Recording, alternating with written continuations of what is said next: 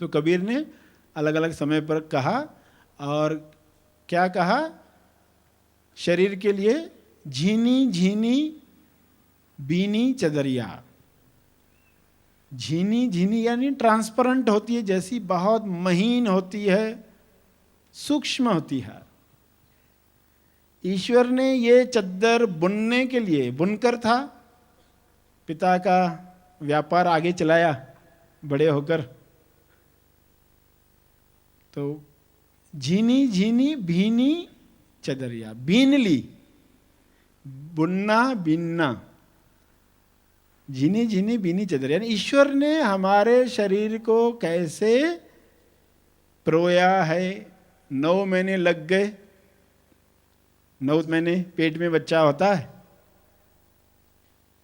तो वहां सिर्फ स्थूल शरीर की बात नहीं आई, वहां पर क्या बात आई? सूक्ष्म शरीर की भी। इतनी झीनी है। हकीकत में तो आप सूक्ष्म शरीर को चला रहे हो, मगर बाहर से क्या दिखता है? स्थूल शरीर चला रहे हो। झीनी झीनी बीनी चदरिया, ईश्वर ने इसको कैसे बुना है। और कबीरदास ने जब यही चद्दर लौटाई, शरीर को क्या कहा? चद्दर। कबीर ने ये चद्दर लौटाई तो कैसे लौटाई? झीनी झीनी ज्यों की त्यों दीनी चदरिया। झीनी झीनी ज्यों की त्यों दीनी चदरिया। वापस कैसे दिया उसको? जैसी थी वैसी वापस लौटाई। कितने लोग ऐसे कह पाएंगे अपने जीवन में कि जैसे ईश्वर ने मुझे शरीर दिया वैसा का वैसा ही वापस किया, यानी कोई दाग लगने नहीं दिया।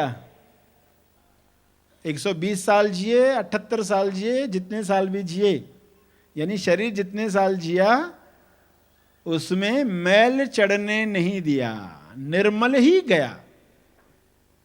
कबीर निर्मल ही वापस गए।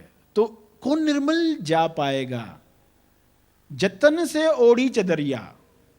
कबीर ने क्या कहा? जतन से ओढ़ी, यानी अगर आपको कंबल दिया गया, शॉल दी गई, आप कैसे पहनकर जाओगे? जतन से जाओगे तो उसको दाग नहीं लगने दोगे। बाहर रास्ते खराब है, कीचड़ है, कहीं लग जाएगी, उड़ जाएगी, तो जो खबरदार है, चौकस है, वो कैसे चलेगा कि कहीं भी कीचड़ लग जाए? इस चद्दर पर कीचड़ नहीं लगनी चाहिए। तो ये तो कीचड़ बाहर की बात है। कबीर कौन से कीचड़ की बात करते? अंदर के कीचड़ की बात कर रहे हैं। इसलिए कहा गया कि नींव 90 मजबूत हो। कबीर कैसे जिया? कमल की तरह ही जिया। कमल इसलिए इंडिकेट करता, कमल की तरह जीने वाले लोग वापस वैसी ही चदरिया वापस करते ईश्वर को। ईश्वर ने कितने मेहनत से बुनी, और इंसान वापस करता है तो कैसी होती है? आप किसी को देते हो कोई चीज, वो तोड़ फोड़ कर लाके देता है। आपसे गाड़ी लेकर गया, वापस देता है आकर, हैंडल हाथ में देता है, ये टूट गया रास्ते में, पेट्रोल खत्म हो गया, बिना पेट्रोल की गाड़ी दे दी, लेकर गए तो पेट्रोल था, वापसी में पेट्रोल ही गायब। कैसे लौटा रहे हो? जिसने आपको टाइमली हेल्प की, बेशर्त मदद की, उसको आप वापस लौटाते तो कैसे लौटाते? तो अपनी तरह से कुछ और जोड़कर ही देते, मगर एटलीस्ट जैसी दी वैसे तो लौटा है। कोई आपको नोटबुक देता है, पुस्तक देता है, फिर आप खाना खाते वक्त पढ़ते हो, लिखते हो, तो उसके ऊपर दाग लग जाता है, फिर आप कैसे देते हो? टेंशन आता है कि नहीं? अरे अभी ये वैसे कैसे लौटाऊं? तो थोड़ा साफ करते हो, वाइटनर लगाते हो, सब जतन करते हो, बहुत जतन करते हो। अरे वैसी की वैसी देनी चाहिए, वरना वापस कभी देगा नहीं, अगली बार देगा नहीं। ये तो एक आम उदाहरण आप जानते हैं। तो वैसे ही ईश्वर ने दी है तो जतन से उसको ओढ़ना है, यानी अवेयरनेस के साथ। जतन का अर्थ क्या है? Self remembering.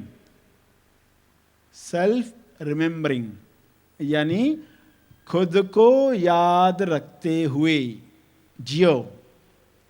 खुद को यानी जो एक्चुअल हो, जो आप हो, उसको सदा याद करते जियोगे तो ही चद्दर वैसी की वैसी लौटाई जाएगी। आपके घर में हीरा कोई छुपा कर जाए तो आप कैसे रहते हो? क्यों? आपको मालूम ही नहीं तो आप वैसे ही रहते हो, लापरवाह। जिस दिन मालूम पड़ता है हीरा छुपा हुआ है तो आपका जीना बदल जाता है, अवेयरनेस आती है, कुछ तो मूल्यवान मिला है। तो जो लोग विकास करते, आत्मिक विकास, असली बात पकड़ में आती, अवेयरनेस बढ़ जाती है। अवेयरनेस नहीं बढ़ी है यानी अभी पहचान नहीं हुई है। इतनी कीमती चीज है, वाकई पहचान नहीं है कि चारों तरफ लोगों को लापरवाही से जीते हुए देख रहे, मगर लोगों को पता नहीं है इसलिए वो वैसे जी रहे। आपको पता चला है तो कैसे जिएंगे?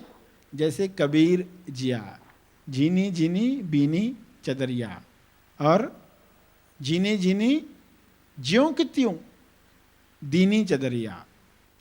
तो ईश्वर ने पृथ्वी पर इंसान को भेजा तो क्यों भेजा?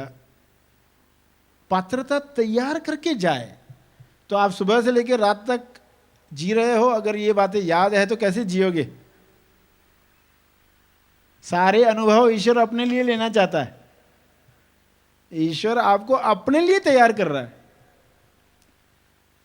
देखो, ये भाषा है जो निशब्द है उसको समझाने की। अकथ कहानी, अकथ कहानी कथित नहीं हो सकती, जो कथा नहीं जा सकता जिसको, मगर लोग क्या करते हैं? कथित कहानी में उलझ जाते। कथित कहानी जो कही जा सकती है कहानी, उसमें उलझ जाते और अपनी कथा भी बनाते, अपनी कथा भी बनाते। तो अपनी कथाओं से बाहर आना है। कबीर की बात समझनी है तो अगर कथाओं में उलझते रहे पृथ्वी पर जीवन भर, ये ऐसा करता है, ऐसा है, ये मेरे बारे में ऐसा सोचता है, ये बुरा है, कथाओं में उलझे रहे तो चदरिया कैसे हो जाएगी? झीनी चदरिया क्या होगा उसका? उसमें तो दाग लग जाएंगे। और एक इंसान कितने दाग लगाकर जाता है। जब सेल्फ शिविर होता है ना, लोग वापस से मनन करते पूरे जीवन पर, बचपन से लेकर जवानी तक, जवानी से बुढ़ापे तक, जो भी उम्र है, कि क्या क्या कर्म हुए, इससे सूक्ष्म शरीर पर क्या संस्कार बैठा है, अब ये मिटाना है। तो हमारे जीवन में भी अगर ऐसा लगता है कुछ दाग लग गए हैं, या लगता है कि हम आज जैसे जी रहे इसे दाग लग जाएंगे, तो तुरंत वो बंद करें। इंसान एक छोटी विजिट के लिए, यानी बहुत ही कम समय के लिए यहाँ पृथ्वी पर आया है, या यूं कहें कि वह मेहमान मात्र है। इंसान पृथ्वी पर आया है अपने सबक सीखकर कुदरत की तेज विकास की यात्रा को आगे बढ़ाने के लिए, मगर चारों दिशाओं से आने वाली नकारात्मक तरंगें उसे बोझिल बनाती हैं। उसकी मेमोरी में दबी जख्मी यादें भी उसे बेचैन करती हैं, जिस कारण सब कुछ होते हुए भी वह अपने अंदर बेचैनी, अधूरापन, जीवन में संतुष्टि, शांति का अभाव महसूस करता है, तथा नकारात्मक विकार इंसान के शरीर मन रूपी चदरिया को मैला कर देते हैं, उसे जख्मों से भर देते हैं, जिसके चलते इंसान अपना पृथ्वी जीवन सार्थक नहीं कर पाता।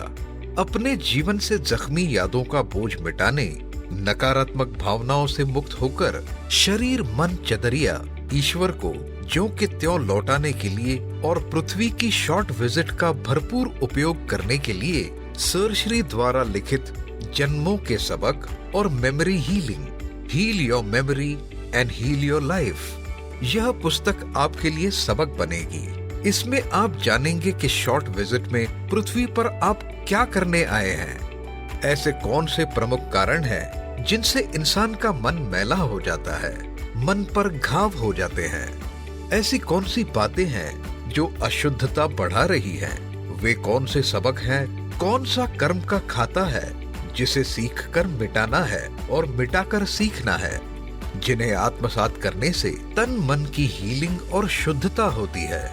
हमारे आसपास ऐसी कौन सी विशेष व्यवस्था है जो हमारी हीलिंग के लिए निमित्त बनती है? इन गहरी बातों को जानकर बुरी यादों को छोड़कर आसान जीवन को गले लगाने के लिए यह पुस्तक अवश्य पढ़ें। इस पुस्तक को ऑनलाइन ऑर्डर करने के लिए हमारी वेबसाइट है www.gethappythoughts.org या हमें 9011013210 इस नंबर पर कांटेक्ट करें। धन्यवाद।